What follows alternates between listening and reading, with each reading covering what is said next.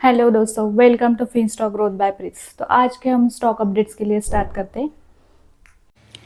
आज निफ्टी 24,562 पे क्लोज हुआ, अराउंड 1% का गेन है और financial services, IT sector and oil and gas का सपोर्ट दिख रहा है।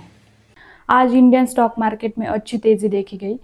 निफ्टी और सेंसेक्स दोनों ग्रीन में क्लोज हुए, जिसमें एचडीएफसी बैंक, रिलायंस इंडस्ट्री और एसबीआई जैसे बड़े स्टॉक्स ने मार्केट को ऊपर खींचा। सारे सेक्टर में बढ़त रखी, खासकर PSU bank, realty, defence, auto और फार्मा में जबरदस्त गेंस दिखे और बायर्स का मूड पॉजिटिव था और मार्केट ब्रीथ भी उनके फेवर में था। इन्वेस्टर को PSU bank, realty, defence, auto और फार्मा सेक्टर्स के स्टॉक पर अच्छी नजर रखनी चाहिए। बड़े स्टॉक जैसे एचडीएफसी बैंक, रिलायंस और एसबीआई को मूवमेंट भी आगे के मार्केट डायरेक्शन के लिए इम्पोर्टेंट होगा। मार्केट में एक बिग ट्रेंड चल रहा है। फॉरेन इंस्टीट्यूशनल इन्वेस्टमेंट्स इंडिया से पैसा निकल रही है, जबकि हमारा रिटेल इन्वेस्टर्स मार्केट में बने हुए हैं। एक्सपर्ट कह रहे हैं कि मार्केट अभी कॉस्टली हो सकता है, तो क्या रिटेल इन्वेस्टर्स को इसका नुकसान होगा? ये सिचुएशन मार्केट की डायरेक्शन के लिए क्रूशियल है, सबको केयरफुली वॉच करना चाहिए। इन्वेस्टर को अपने पोर्टफोलियो को रिव्यू करना चाहिए और हाई वैल्यूएशन स्टॉक्स से कॉशन रहना चाहिए। क्वालिटी स्टॉक्स में एसआईपी या लॉन्ग टर्म इन्वेस्टमेंट अपॉर्चुनिटी दिख सकती है। दोस्तों, सुजलान एनर्जी का क्वार्टर वन के रिजल्ट्स आने वाले हैं और रिपोर्ट्स के मुताबिक कंपनी का प्रॉफिट 55 to 58% तक बढ़ सकता है और रेवेन्यू भी लगभग 60% का जंप एक्सपेक्टेड है। ये ग्रोथ उनके वाइन टर्बिन प्रोजेक्ट के स्ट्रॉन्ग एग्जीक्यूशन की वजह से है। बस मार्जिन शायद फ्लैट रहेंगे 17 to 18% पर।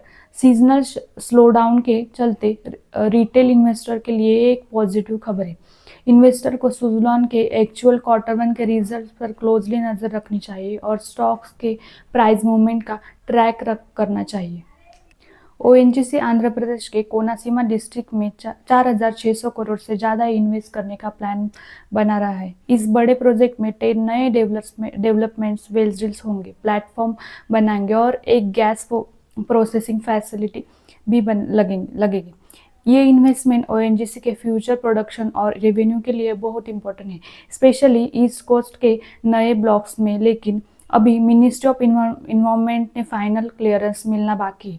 एक्सपर्ट अप्राइजल कमेटी ने कुछ और इन्फॉर्मेशन मांगी है, तो ये एक लॉन्ग टर्म पॉजिटिव न्यूज़ है, पर अभी थोड़ा वेट करना पड़ेगा फाइनल रेगुलेटरी प्रपोजल के लिए। इन्वेस्टर को ओएनजीसी के इन्वायरमेंटल क्लियरेंस अपडेट्स पर क्लोजली नजर रखनी चाहिए। जब तक फाइनल अप्रूवल नहीं मिलता, स्टॉक में शॉर्ट टर्म वैलिडिटी रह सकती है, पर long term growth potentials high है। एसजेवीएन क्वार्टर वन के रिजल्ट्स अनाउंस हुए। एसजेवीएन का क्वार्टर वन रेट प्रॉफिट 36% से गिर गया है, जो इन्वेस्टर्स के लिए एक बड़ी रेड फ्लैग है। लेकिन अच्छी बात यह है कि कंपनी का रेवेन्यू 5.4% और ईबीटा 11% बढ़ा है, जो ऑपरेशनल स्ट्रेंथ दिखता है। स्टॉक्स ने न्यूज़ के दिन थोड़ा ऊपर क्लोज किया है, जो सरप्राइजिंग है। शायद मार्केट ने इस न्यूज़ को पहले ही डाइजेस्ट कर लिया था। पुराना परफॉर्मेंस में स्टॉक के काफ़ी अंडर परफॉर्म किया है, तो केयरफुली रहना ज़रूरी है। इन्वेस्टर को एसजेवीएन के फ्यूचर्स रिजल्ट्स और मैनेजमेंट कमेंट्री पर क्लोजली नज़र रखना चाहिए। देखना होगा कि कंपनी अपनी प्रॉफिटेबिलिटी कैसे इम्प्रूव करती है, स्पेशली जब रेवेन्यू और ईबीटा बढ़ रहे हैं। सोलर एनर्जी कॉरपोरेशन इंडिया ने फाइनेंशियल ईयर 25 में कमाल का परफॉर्मेंस दिखा है। उनका नेट प्रॉफिट 15% बढ़कर 502 करोड़ का हो गया है और रेवेन्यू भी 15,000 करोड़ के माइलस्टोन क्रॉस कर रहा है। ये नंबर दिखाते हैं कि इंडिया के क्लीन एनर्जी सेक्टर्स में कितनी तेजी से ग्रो हो रहा है। सोलर एनर्जी कॉरपोरेशन इंडिया अब एनर्जी स्टोरेज और ग्रीन हाइड्रोजन जैसे बड़े प्रोजेक्ट्स को और सपोर्ट कर पाएंगे, जो पूरे सेक्टर के लिए अच्छी खबर है। Directly solar energy corporation India stock नहीं है, बट इस न्यूज़ से रिन्यूएबल एनर्जी सेक्टर्स में मोमेंटम आ सकती है। इन्वेस्टर्स को सोलर, वाइंड पावर ट्रेडिंग और ग्रीन हाइड्रोजन रिलेटेड कंपनीज पर नजर रखनी चाहिए, क्योंकि सोलर एनर्जी कॉरपोरेशन इंडिया का एक्सपेंशन उनके लिए बिजनेस अपॉर्चुनिटीज क्रिएट करेंगे। शिपिंग कॉरपोरेशन ऑफ इंडिया ने 26 नए शिप खरीदने का प्लान बना रहा है, वर्थ ₹19,820 करोड़ का। ये डील गवर्नमेंट के एक मेक इन इंडिया इनिशिएटिव का पार्ट है, जिससे डोमेस्टिक शिप बिल्डिंग इंडस्ट्री को बूस्ट मिलेगा। सिर्फ एशिया ही नहीं, पेट्रोलियम, स्टील जैसे सेक्टर भी टोटल 207 शिप्स ऑर्डर करने वाले, वर्थ ₹1.5 लाख करोड़। इंडिया का एम है कि 2047 तक 70% शिप्स लोकली बिल्ड हो, जो अभी सिर्फ 5% है, जिससे मेरीटाइम सेक्टर्स पे में ह्यूज ग्रोथ एक्सपेक्टेड है। तो ये न्यूज़ एशिया और पूरे शिप बिल्डिंग सेक्टर के लिए काफ़ी positive long term growth potential दिख रहा है। इन्वेस्टर को एशिया के शेयर प्राइस मूवमेंट पर नज़र रखनी चाहिए, क्योंकि ये डील कंपनी के फाइनेंशियल स्ट्रॉन्ग करेगी।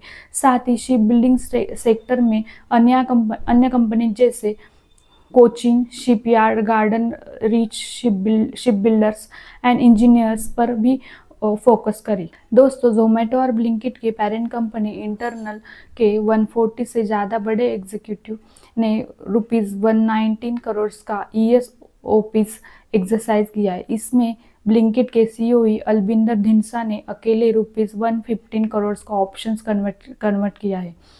ESOPs एक्सरसाइज करने का मतलब है ये एग्जीक्यूटिव कंपनी ने शेयर्स को एक pre decided usual lol price पर खरीद रहे हैं।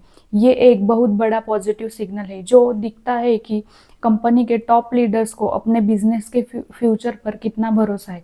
रिटेल इन्वेस्टर्स के लिए ये एक स्ट्रॉन्ग कॉन्फिडेंस बूस्टर हो सकता है। जोमेटो के इन्वेस्टर्स को इस न्यूज़ को पॉजिटिव लेना चाहिए, स्टॉक की मूवमेंट पर नज़र रखना चाहिए, क्योंकि इतनी बड़ी इनसाइडर बायर अक्सर स्टॉक में कॉन्फिडेंस बढ़ती है और फ्यूचर ग्रोथ पर पोटेंशियल का इशारा